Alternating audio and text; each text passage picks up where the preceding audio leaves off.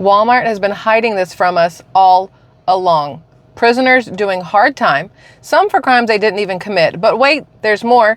And unfortunately, it only gets worse. China wreaks havoc, and America is warned to prepare and brace for the next wave of coming attacks by the FBI director. Y'all, welcome back to Squirrel Tribe. If it's your first time here, thank you for joining us. If you are a returning squirrel, I appreciate you for coming back. I love you immensely. Let's jump into this thing, all right? Much like everyone knew would happen, migrants coming into this country by the thousands per day and making their way into our neighborhoods are ruining this country and putting us all in danger. But Biden continues to let this happen and places voters in harm's way. Yet somehow he will still manage to get reelected in November. Or at least that's what the polls are predicting. The polling experts are predicting. But in New York City, a rowdy group of migrants were caught on camera attacking the NYPD. 2 cops in Times Square were the targets and victims of this violence. Now, I'm going to show you guys a picture of this. Take a look at one of the migrants here illegally and undocumented, 22-year-old Joan, I don't know how to say his name, Jhoan. So I'm going to call it Juan, but I know it's incorrect. Boada, Boada, giving cameras the bird after leaving the court, presumably a free man. Look, I'm not making it up. This man, after attacking 2 police officers in New York City and getting out of jail, given the bird, illegal immigrant, by the way.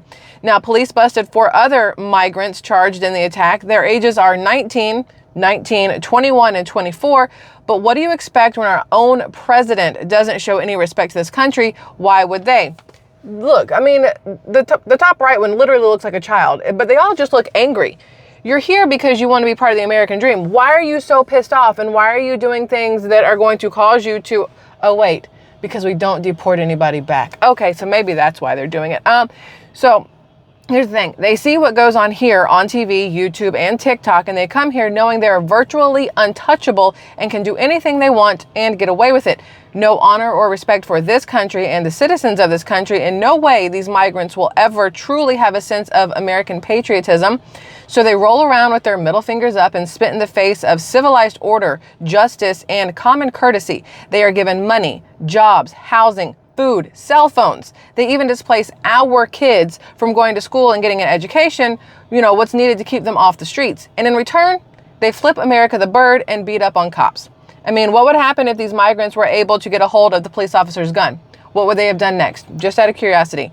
For now, Governor Kathy Hochul, I butcher her name every time, is telling Republicans who want to see these migrants deported after committing these heinous acts that it's something that should certainly be looked at, okay?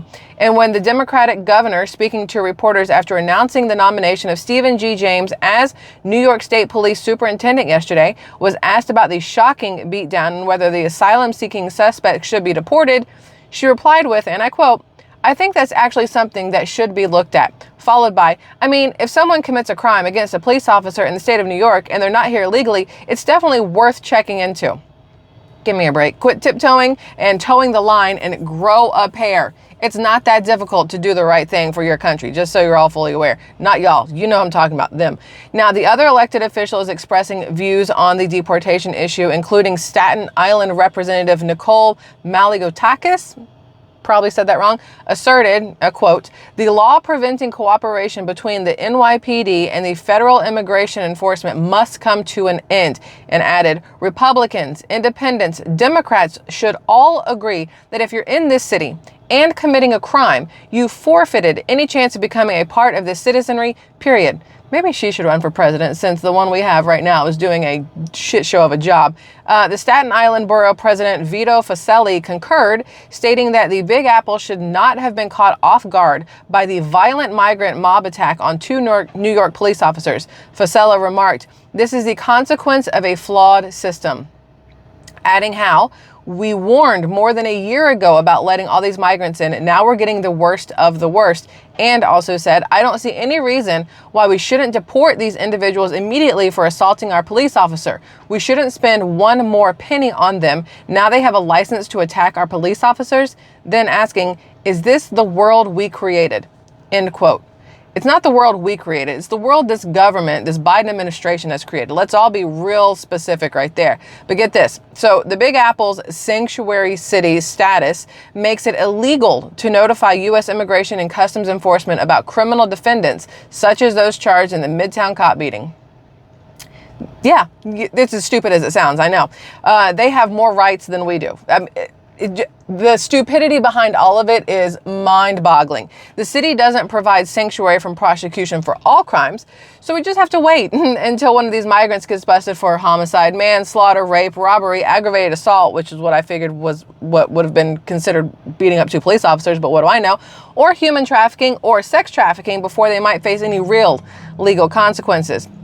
And to put things into perspective, in case you were curious, more than 170,000 migrants from the U.S. border have flooded the 5 boroughs since the spring of 2022 seeking asylum, with more than 67,000 still housed in more than 200 city shelters and hotels. Over the past year, a handful have been tied to crimes including rape, murder, and pickpocketing. Those are just the ones that have been caught. Who knows how many more have not been caught? The list will continue to get longer, but odds are they will do nothing to stop this from happening and protect American people from the waves crossing in daily. Next, y'all, FBI director warns that Chinese hackers are preparing to wreak havoc on U.S. critical infrastructure. So the CNN says Wray's stunning warning points to a new age of U.S. vulnerability. His stunning warning about China's capacity to wreak havoc on U.S. infrastructure and directly harm Americans sheds new light on the ambition of America's new superpower foe and helps give context to the fragile relation between Washington and Beijing that are already showing up as an issue in the 2024 campaign. So the FBI director, Christopher Wray, issued a grave warning about a dual threat from China, emphasizing the potential for the country to cause significant harm to U.S. infrastructure and its citizens. Wray's alarming assessment sheds light on the ambitions of China as a formidable adversary, contributing to the complex relations between Washington and Beijing evident in the 2024 campaign. The interconnected nature of modern transport, power, and energy networks increases the vulnerability to a widespread cyber attack capable of paralyzing our entire nation. And experts, including Rick Geddes from Cornell University, expressed surprise at the clarity and intensity of Wray's statements, highlighting concerns about the Chinese Communist Party's substantial investment in cyber threats compared to the United States. Wray's portrayal of China's capabilities underscores the potential global repercussions of conflicts involving the U.S., such as those related to Taiwan or territorial disputes in the South China Sea. And it also signifies the assertive and ambitious stance of China's leadership, particularly Xi Jinping, in challenging the established U.S. rules-based system. Wray said, and I quote, "The CCP's dangerous actions, China's multi-pronged assault on our national and economic security, make it the defining threat of our generation. And there has been far too little public focus on the fact that PRC hackers are targeting our critical infrastructure, our water treatment plants, our electrical grid, our oil and natural gas pipelines, and our transportation systems." So FBI Director Christopher Wray's recent warning on China's potential for a massive cyber attack underscores the intense underlying tensions in U.S.-China relations. Despite a promise by Chinese President Xi Jinping not to interfere in the 2024 presidential election, Wray expressed doubt during a House Select Committee hearing. And the issue is expected to become a focal point in the election, with GOP candidates criticizing President Biden's handling of the diplomatic relationship. The committee revealed intelligence indicating China's hacking into critical U.S. infrastructure with the intent to destroy or disable it in potential conflicts, prompting calls for preventative action. While Wray's testimony emphasized China's aim to harm U.S. society deeply, utilizing cyber attacks on civilian infrastructure, the interconnected nature of modern infrastructure, along with a lack of appreciation for integration's vulnerability, heightens the risk of catastrophic attacks.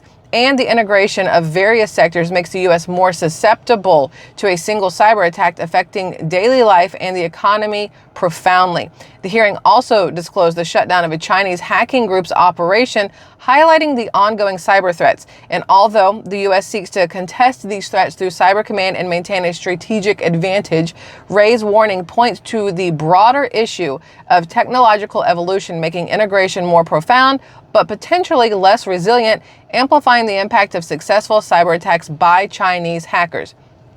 Now, I have a lot of thoughts on that one specifically. We're going to go into that at a different time because I need to really wrap my head around the way I want to phrase everything. But while we're on the topic of China, I don't even know what to do with this one, and y'all are going to be the exact same as I am. But while we're on the topic with China, this is another breaking headline that really just makes you wonder how effed up is effed up. Like, I'm being nice. I'm not dropping the F-bomb, even though this situation makes me want to. Chinese man and mistress executed for throwing his 2 young kids out of apartment window so they could start a new family together. Look, y'all see this? Those are the 2, and those are the 2 children. All right.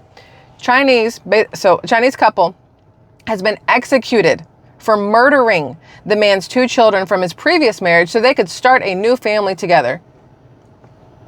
Why is that? Okay. So Zhang Bo and his girlfriend Yi Qingchen are believed to have died by lethal injection yesterday after China's top court recently approved their death sentence. Zhang was convicted of throwing his 2 children out of a high-rise apartment window from the 15th floor of a residential tower in southwest China's Chongqing in 2020. And Yi was also convicted after the court determined she forced Zhang to kill the young children, a 2-year-old girl and a 1-year-old boy, as she saw them as an obstacle and helped stage their deaths as an accidental fall.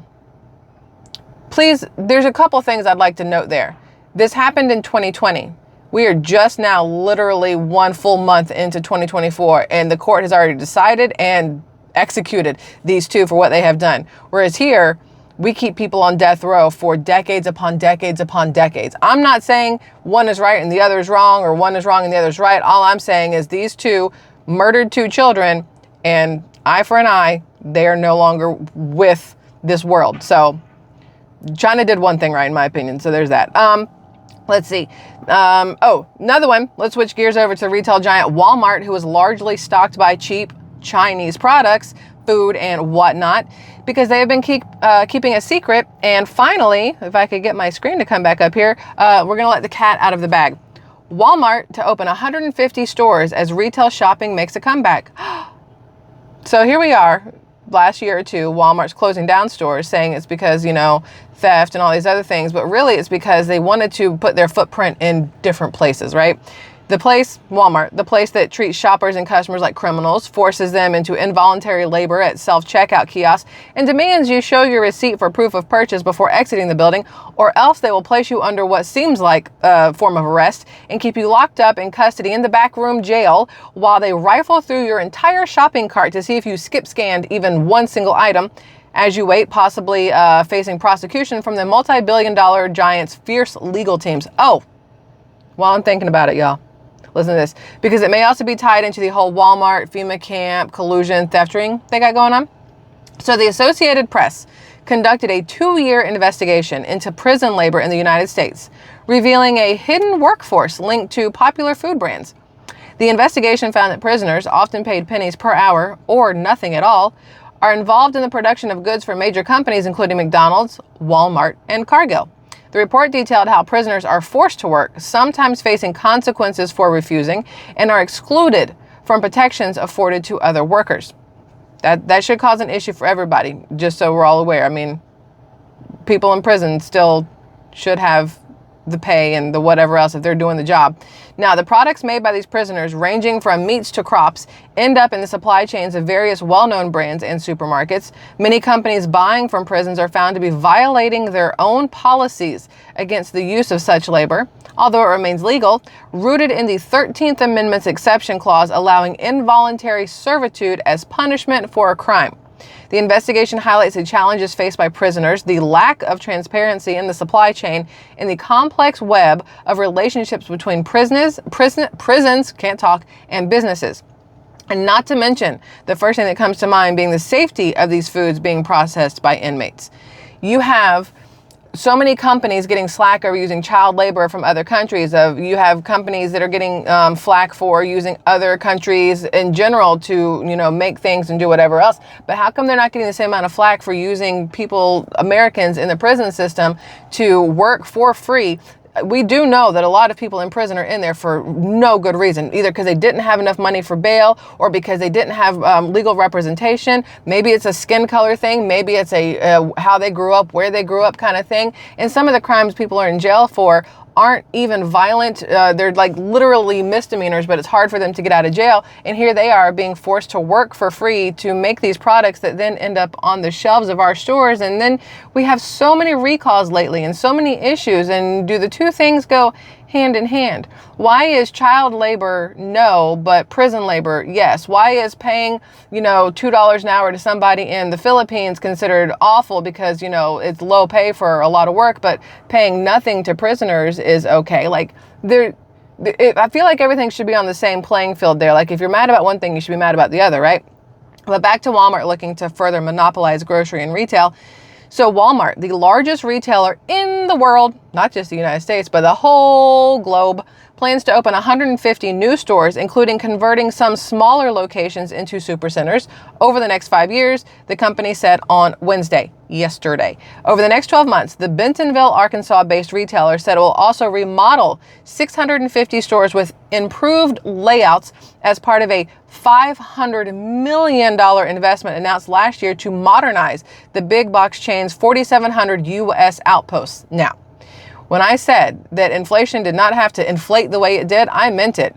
Inflation did so well over the last couple of years for these businesses that Walmart now has an extra $500 million to turn around and invest in rebranding their stores, making them look all high mighty, all hoity-toity, all whatever else, because of all the profits they made off of the people when they jacked up the prices of chicken, jacked up the prices of eggs. Don't forget the price of milk for a while. The prices of everything have gone through the freaking roof, and it's not because it needed to. It's because these corporations want to make the profits so they can turn around and do the things they want to do with $500 million.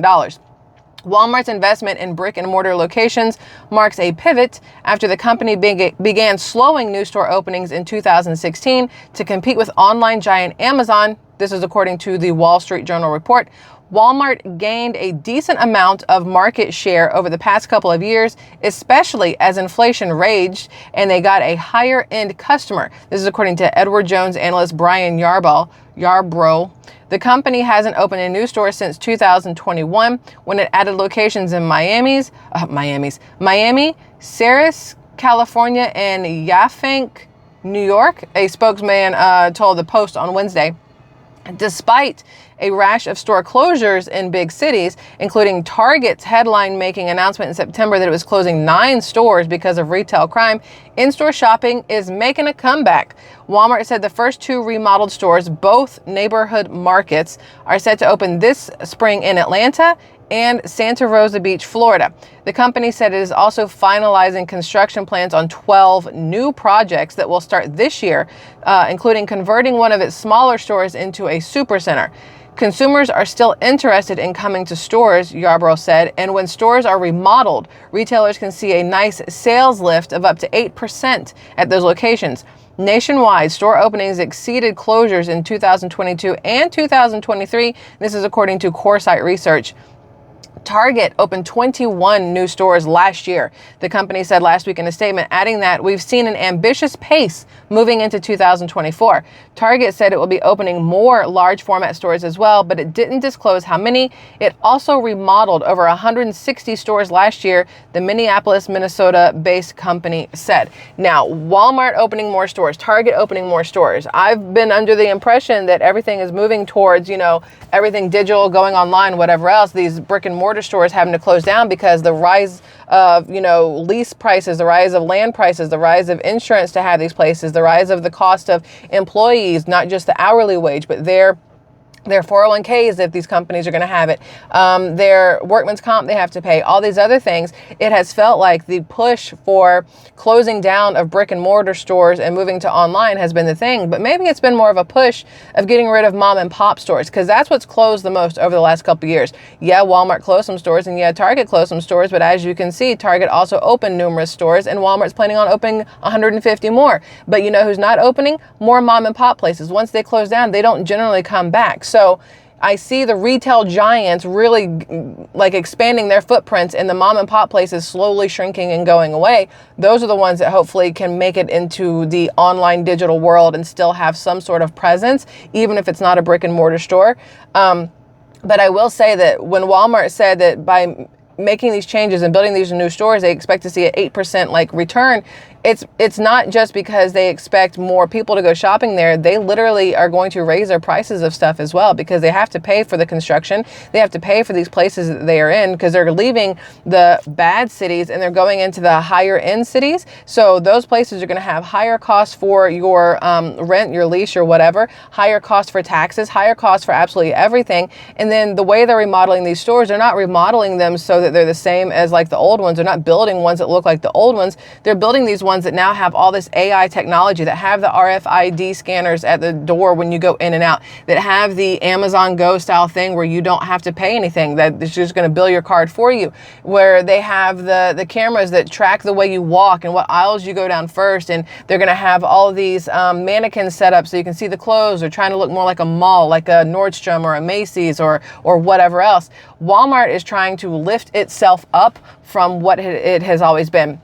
It's basically trying to take itself from the Kmart mind frame to the what's a higher end thing. I'm going to say Target mind frame. Honestly, I feel like Walmart is trying to be Target at this point, because everybody knows that Target is the bougie place to go buy things. You can get the same things at Walmart, but a lot of people prefer Target because it feels cleaner, it feels nicer, it feels higher end. Well, now Walmart's like, well, we want to be cleaner and nicer and higher end, so we're going to leave these cities that are dirtier and not as nice and have, you know, theft and violence, and we're going to move to these other places, and we're going to be higher end like Target or whatever else. So it's going to hurt people's pockets more than they realize, because one, you have to help them pay back whatever expenses they go past that 500 million, because we're the ones who end up paying for it at the end of the day. And then everything they put in there, if they're going to have employees, even if they only have self-checkout, everything still costs more to build today, which means the prices have to go up for everything you buy in those stores today. It's going to be interesting.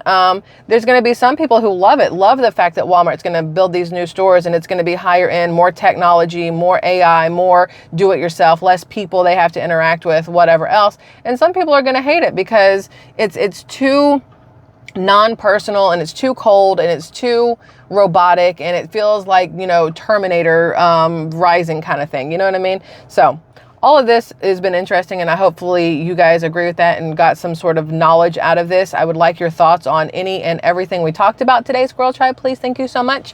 I am now going to go get my kid from school. Hey, I love y'all immensely. Thank you again for being here, being part of the tribe. Could not do it without y'all, and I look forward to seeing you guys again tomorrow. Have a fabulous rest of your Thursday. Love you all. Bye.